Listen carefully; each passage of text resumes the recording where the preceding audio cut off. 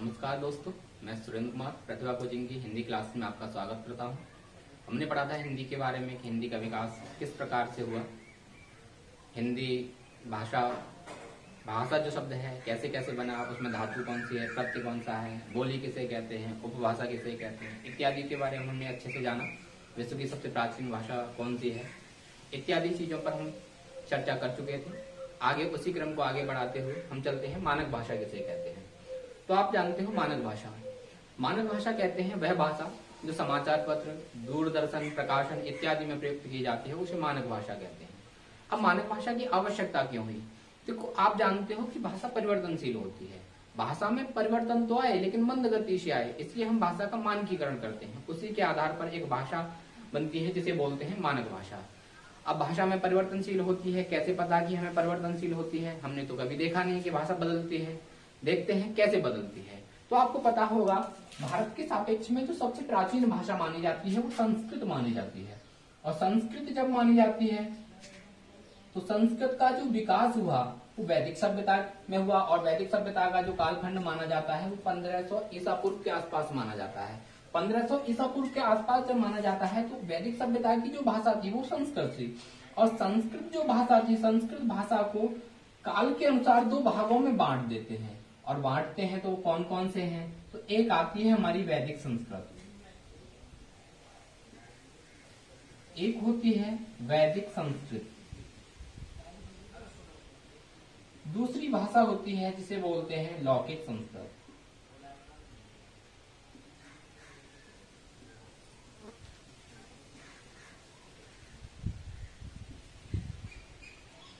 और वैदिक संस्कृत क्या होती है? तो इसे हम लौकिक परिप्रेक्ष्य में देखते हैं। जैसे कि आप जानते हो हिंदी भाषा होती है, और हिंदी भाषा जो होती है गांव देहात इत्यादि में जो जनसाधारण के लोग होते हैं वो भी हिंदी बोलते हैं, और जो सभ्य समाज से बिलोंग करते हैं अर्थात पढ़े लिखे जो लोग होते हैं वो भी हिंदी बोलते हैं। लेकिन जैसे कि मैं बोल रहा हूँ, आप क्या कर रहे हो, क्या खा रहे हो, तो ये शुद्ध हिंदी है। इसी प्रकार से क्या है, जो पढ़े लिखे लोग थे उन लोगों की जो भाषा थी उसे बोलते हैं वैदिक संस्कृत, और जनसाधारण के जो लोग थे उनकी जो भाषा थी उसे बोलते हैं लौकिक संस्कृत। इसी प्रकार से ये क्रम चलता रहा तो एक नई भाषा का जन्म हुआ जिसे बोलते हैं पाली भाषा।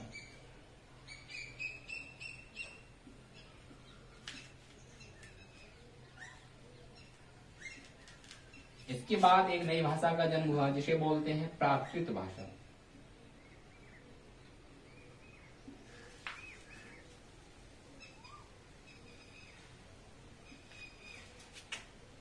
इसके बाद एक नई भाषा आई जिसे बोलते हैं अपभ्रंश।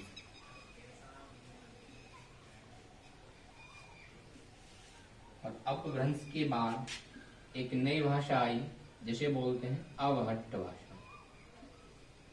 अवहट्ट के बाद हिंदी का विकास हुआ। अब हिंदी का जब विकास हुआ तो आपसे अगर पूछता है कि हिंदी का विकास किससे हुआ, अपभ्रंश से हुआ या अवहट्ट से हुआ, तो अपभ्रंश के कई भेद होते हैं। तो अपभ्रंश के 5 भेद होते हैं, उसी में एक भेद आता है सौरसैनी अपभ्रंश। तो हिंदी का विकास सौरसैनी अपभ्रंश से माना जाता है। हिंदी को भी हम कालक्रम के अनुसार 3 भागों में बांटकर पढ़ते हैं। वो कौन कौन से हैं? तो एक होती है हमारी प्राचीन हिंदी,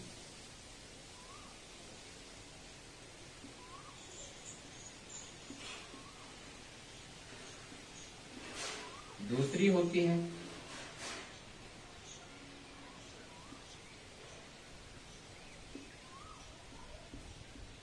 मध्यकालीन हिंदी,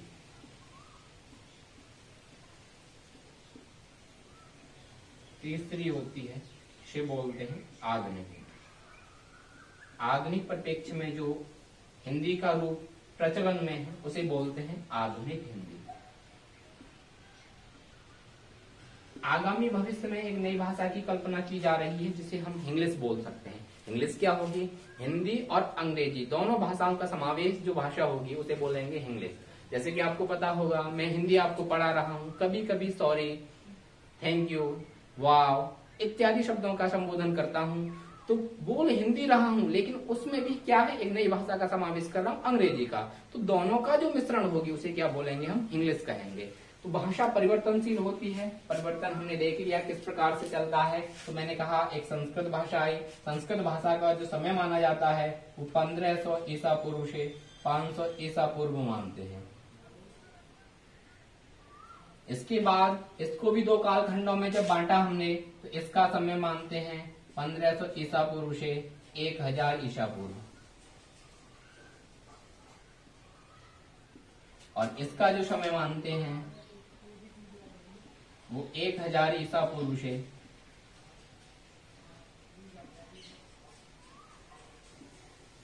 500 ईसा पूर्व।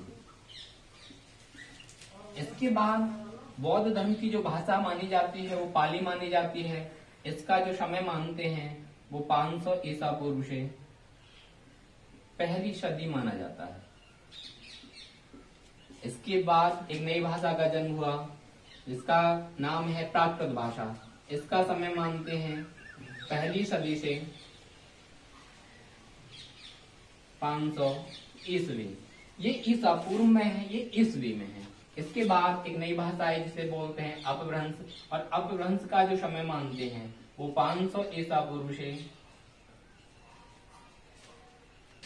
1000 ईसा पूर्व माना जाता है। ईसा पूर्व में सॉरी ईस्वी माना जाता है। इसके बाद एक नई भाषा है जिसे बोलते हैं अवहट्ट। इसका जो कालक्रम माना जाता है वो 900 से 1100 ईस्वी माना जाता है। उसके बाद एक नई भाषा का विकास हुआ जिसे बोलते हैं हिंदी भाषा। हिंदी भाषा का समय 1100 से अब तक माना जाता है। तो भाषा में परिवर्तन तो आ रहा है, लेकिन कैसे आ रहा है? दीर्घकालीन, और दीर्घकालीन होने के कारण इसलिए हम भाषा का क्या करते हैं? मानकीकरण करते हैं। मानकीकरण क्यों करते हैं? आपने देखा होगा कि हमने हिंदी पढ़ी और 2 साल बाद 4 साल बाद अगर हिंदी में परिवर्तन आ जाएगा, हिंदी भाषा में परिवर्तन आ जाएगा तो हमारे सामने समस्या होगी। इसलिए विद्वानों ने क्या कर दिया? भाषा का मानकीकरण कर दिया। मानकीकरण क्यों कर दिया? कि भाषा में परिवर्तन तो आएगा, लेकिन कैसे आएगा? दीर्घकालीन आएगा, अर्थात धीमे धीमे आएगा। इसलिए हम भाषा का क्या करते हैं? मानकीकरण करते हैं। उसी के आधार पर एक भाषा होती है जिसे बोलते हैं मानक भाषा, अर्थात वह भाषा जो समाचार पत्र, दूरदर्शन, प्रकाशन इत्यादि में प्रयुक्त की जाती है उसे मानक भाषा कहते हैं। आगे चलते हैं।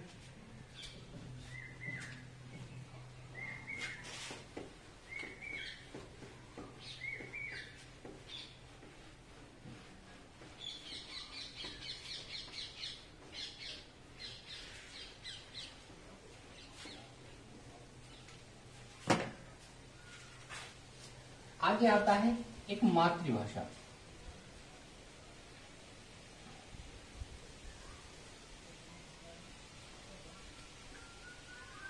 अब मातृभाषा जिसे कहते हैं तो हमें शब्द से ही प्रतीत हो रहा है मातृ। मातृ माने माता, भाषा, भाषा जिसके माध्यम से हम विचारों का आदान प्रदान करते हैं उसे भाषा कहते हैं। तो अर्थात सिंपल परिभाषा क्या होगी? तो वह भाषा जो बच्चा अपने परिवार या मम्मी पापा से सीखता है उसे मातृभाषा कहते हैं। क्योंकि आप जानते हो शिक्षा 2 प्रकार की होती है। आपने पढ़ा होगा शिक्षा जो होती है वो 2 प्रकार की होती है। और शिक्षा जब 2 प्रकार की होती है, कौन कौन सी होती है? तो एक होती है औपचारिक शिक्षा,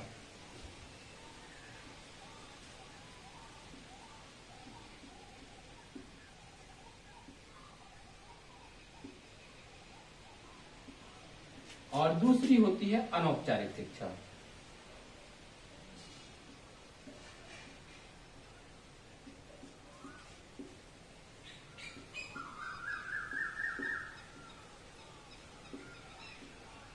मैंने कहा शिक्षा कितने प्रकार की मानी जाती है? वैसे तो 2 प्रकार की होती है।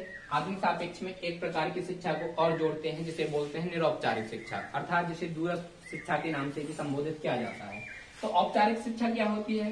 अर्थात वह शिक्षा जो एक साथ निश्चित अवधि के दौरान प्राप्त करते हैं, जिसमें एक निश्चित स्थान होता है, निश्चित समय होता है, उसे बोलते हैं औपचारिक शिक्षा। अनौपचारिक शिक्षा क्या होती है? वह शिक्षा जो व्यक्ति जीवन पर्यंत सीखता रहता है। क्योंकि हम जानते हैं कि हम कोई भी जो शिक्षा होती है जीवन पर्यंत, अर्थात इस संसार में प्रत्येक व्यक्ति जब जन्म लेता है वो जन्म से लेकर मृत्यु पर्यंत कुछ ना कुछ सीखता रहता है। तो उसी शिक्षा को हम क्या बोलते हैं? औपचारिक शिक्षा बोलते हैं। अनौपचारिक शिक्षा कहते हैं।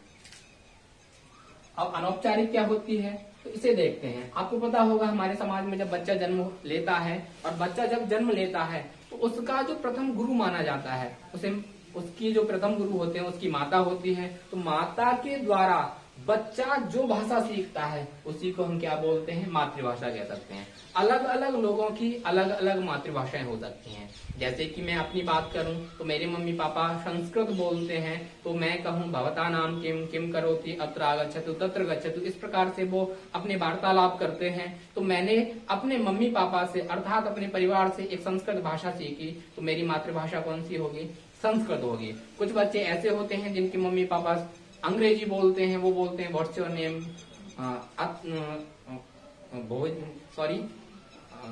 What's your name, how are you, how do you do इत्यादि से संबोधित करते हैं। तो बच्चे भी क्या है, अंग्रेजी भाषा को सीख लेते हैं। तो उन बच्चों की मातृभाषा कौन सी होगी, अंग्रेजी होगी। तो अलग अलग परिप्रेक्ष्य में जो बच्चे जन्म लेते हैं उनकी भाषा अलग अलग हो सकती है, उसे क्या बोलते हैं, मातृभाषा कहते हैं। इसी के बाद एक भाषा आती है जिसे बोलते हैं क्या, राष्ट्रभाषा।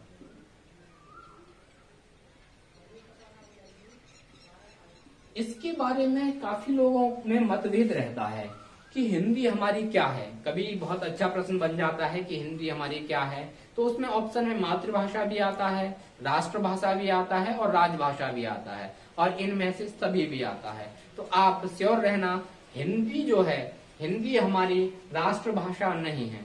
क्यों नहीं है, हम राष्ट्रभाषा कह देते हैं हिंदी को। क्यों कहते हैं, क्योंकि राष्ट्रभाषा की परिभाषा होती है वह भाषा जो किसी भी देश की ज्यादातर सीमा में, भौगोलिक सीमा में बोली जाती है, समझी जाती है, उसे राष्ट्रभाषा कहते हैं। तो आप जानते हो भारत की एक भौगोलिक सीमा है, और भौगोलिक सीमा होने के कारण, थोड़ा सा मैप देख लेते हैं।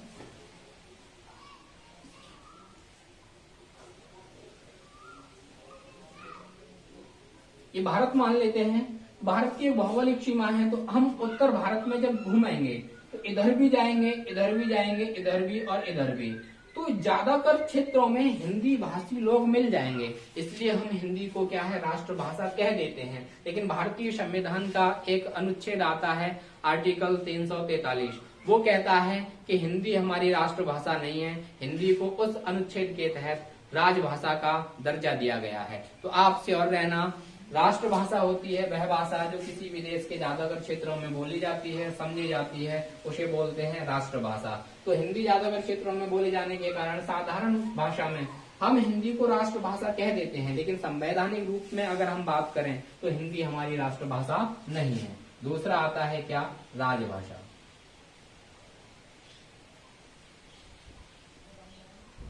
राजभाषा क्या होती है, तो यहाँ पे भी दो शब्द हैं, एक है क्या, राज, और दूसरा है क्या, भाषा। अर्थात वह भाषा जिसमें किसी भी देश के प्रशासनिक कामकाज किए जाते हैं उसे राजभाषा कहते हैं। और राजभाषा जब कहते हैं तो मैंने बताया, इसे पहले राजाओं नवाबों के समय में दरबारी भाषा भी कहा जाता था। दरबारी जब भाषा कहा जाता था तो हमारा देश जब आजाद हुआ 15 अगस्त 1947 को, तो हमारे देश के सामने बहुत बड़ी समस्या थी कि हमारे देश के सभी कामकाज किस भाषा में हों। तो देश के जो संवैधानिक कार्यकर्ता थे उन्होंने एक भाषा का अवलोकन किया, और एक भाषा का जब अवलोकन किया तो उन्होंने देखा कि हिंदी ज्यादातर क्षेत्रों में बोली जाती है, समझी जाती है, तो उन्होंने हिंदी को ही किसका दर्जा दे दिया, राजभाषा का। किस अनुच्छेद के तहत दिया, तो मैंने बताया अनुच्छेद 343 का के तहत। इसके तहत हिंदी को राजभाषा का दर्जा दिया गया है। आज के लिए फिर इतना ही काफी, कल धन्यवाद।